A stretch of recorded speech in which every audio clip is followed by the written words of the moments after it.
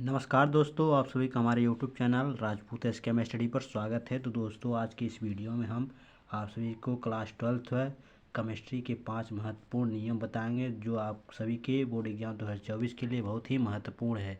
तो ये जो हमारा नियम है, ये पूरी किताब के हम छाँट कर 5 महत्वपूर्ण नियम को इस वीडियो में बताएंगे।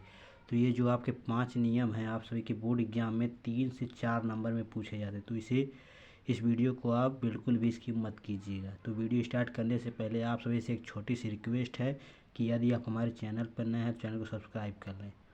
तो चलिए वीडियो स्टार्ट करते हैं। तो जो हमारा केमिस्ट्री है, जो 5 महत्वपूर्ण नियम है वो हमारे पहला जो नियम है वो हार्डी-सुलजे का नियम है। ये भी आपके बोर्ड एग्जाम में कई बार पूछा गया है। उसके हमारा कॉलराउस का नियम है दूसरा नियम। उसके बाद तीसरा नियम हमारा राउल्ट का नियम। उसके हमारा चौथा नंबर पढ़ेंगे हेनरी का नियम। उसके हमारा 5वां नंबर है जो कि इम्पोर्टेंट है, फैराडे के विद्युत अपघट्य के नियम। तो ये हमारे 5 महत्वपूर्ण नियम हैं। तो चलिए वीडियो स्टार्ट करते हैं हम। तो चलिए हम वीडियो स्टार्ट करते। तो हमारा पहला जो नियम है वो है हार्डी-सुलजे का नियम। तो हार्डी-सुलजे का नियम क्या है उसे जान लेते हैं। तो हमारा जो हार्डी-सुलजे का नियम है, देखिए, किसी आयन की संयोजकता जितनी अधिक होती है उसकी स्कंदन करने की क्षमता उतनी ही अधिक होती है। इस नियम को ही हार्डी-सुलजे का नियम कहते हैं। जैसे कि यहाँ पर धनात्मक आयन जो है हमारा घटते क्रम में कोई अगर दे दिया जाए आपको रासायनिक सूत्र, तो देखिए Al पे 3+ है, तो ये आपका धनायन वाला आयन है। इसको जब इधर आएगा तो यानी कि घटते क्रम में यानी Ba2+, यानी कि यहाँ पर घट गया, उसके बाद Na+, यानी कि इसका जो है घटते क्रम में हो जाएगा। तो यही कह रहा है किसी आयन की संयोजकता जितनी अधिक होती है उसकी स्कंदन करने की क्षमता उतनी ही अधिक होती है। इस नियम को ही हार्डी-सुलजे का नियम कहते हैं। उसको नीचे देख लीजिए ऋणात्मक आयन का घटता क्रम। तो इसमें भी देख लीजिए PO4 पे 3- में है। उसके बाद SO4 2 पे ऋण आयन है। तो यहाँ पर देखिए इसमें भी आपका घटता हुआ क्रम दिख रहा है। तो यानी कि हम कह सकते हैं कि यह हार्डी-सुलजे का नियम दर्शा रहा है। उसके बाद हमारा आता है कॉलराउस का नियम। हमारा दूसरा नियम जो है कॉलराउस का नियम। तो कॉलराउस का नियम में क्या कह रहा है, देखिए, इस नियम के अनुसार अनंत तन्यता पर किसी विद्युत अपघट्य की मोलर चालकता विलयन में उपस्थित धनायनों ऋणायनों की मोलर चालकताओं के योग के बराबर होता है।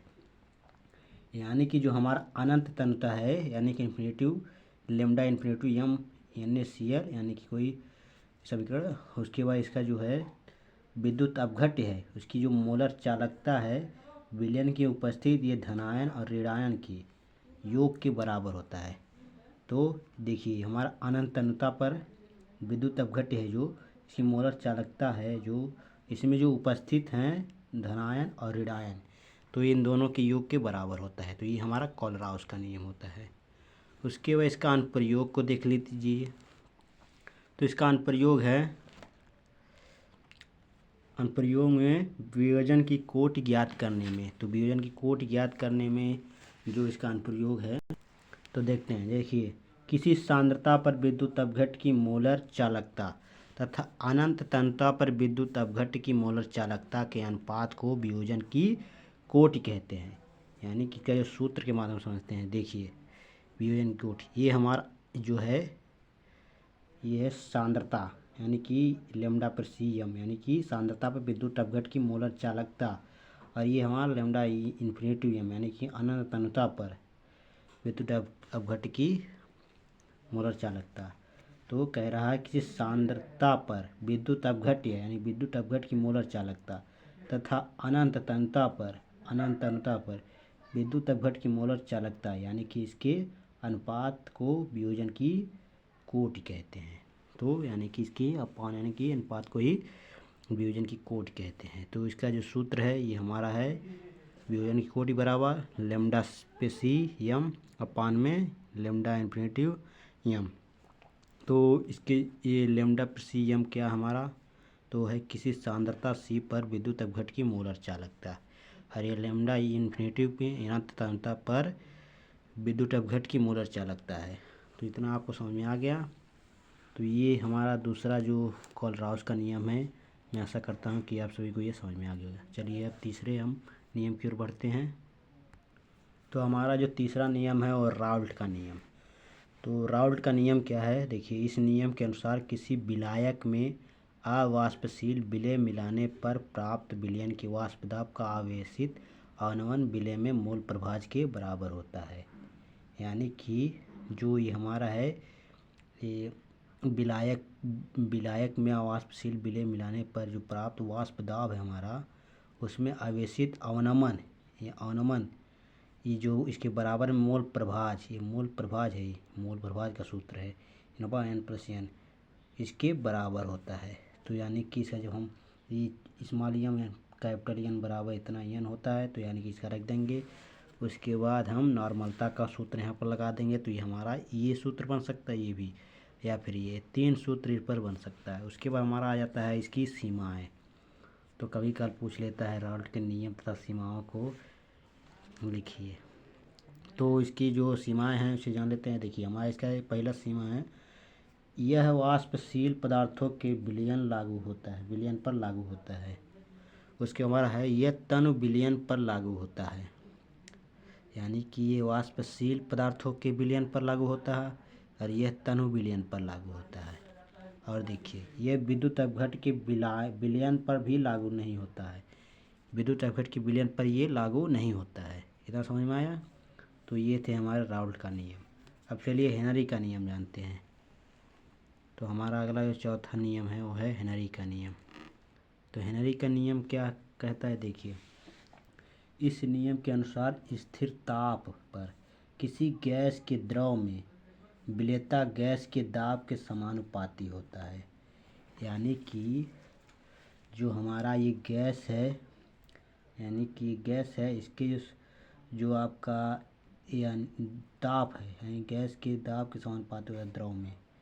यानी कि जो ताप है आपका, यानी पी प्रेशर, यानी कि वो किसके समानुपाती होता है, तो द्रव में विलेयता गैस के दाब के समानुपाती होता है, गैस के दाब। तो गैस का दाब ये हमारा है पी, गैस का दाब, यानी कि एम समानुपाती पी। और जब हम समानुपाती चिन्ह को हटाएंगे तो यहाँ पर क्या जुड़ जाएगा, एक नियतांक जुड़ जाएगा, जिसको हम हेनरी का नियतांक कहते हैं। तो एम अब बराबर हो जाएगा के एच पी, यानी कि यहाँ पर देख लीजिए एम क्या है कैपिटल, तो है घुली हुई गैस की मात्रा, और पी क्या है गैस का दाब, और के एच क्या हेनरी नियतांक। तो ये है हमारे हेनरी के नियम। अब हेनरी के नियम के सीमाओं को हम देख लेते हैं। तो देखिए, तो हेनरी का जो नियम की सीमाएं हैं, हमारा पहला है निम्न दाब व उच्च ताप पर गर्म करता है। यह जो है हेनरी के नियम जो है वो निम्न दाब व उच्च ताप पर कार्य करता है।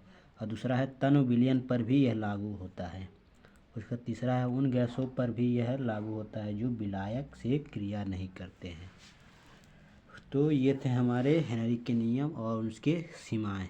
अब चलिए हम लास्ट जो देखते हैं इस वीडियो का लास्ट क्वेश्चन।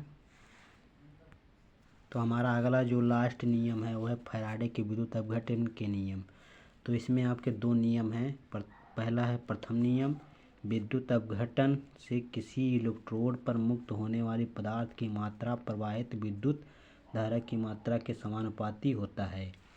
यानी कि जो अपघटन से इलेक्ट्रोड पर मुक्त होने वाली पदार्थ, यानी कि जो ये आपका इलेक्ट्रोड पर मुक्त होने वाली पदार्थ है डब्ल्यू, वो पदार्थ की मात्रा या विद्युत धारा की मात्रा में समानुपाती होता है। यानी कि उसकी जो आवेश की मात्रा होगी वो उसके पदार्थ वाली तरह के समानुपाती होगी। तो ये हमारा डब्ल्यू समानुपाती क्यू हो जाएगा। उसके बाद देखिए क्यू यानी कि आवेश बराबर होता है आई टी, उसके जब डब्ल्यू बराबर हो जाएगा जे आई टी।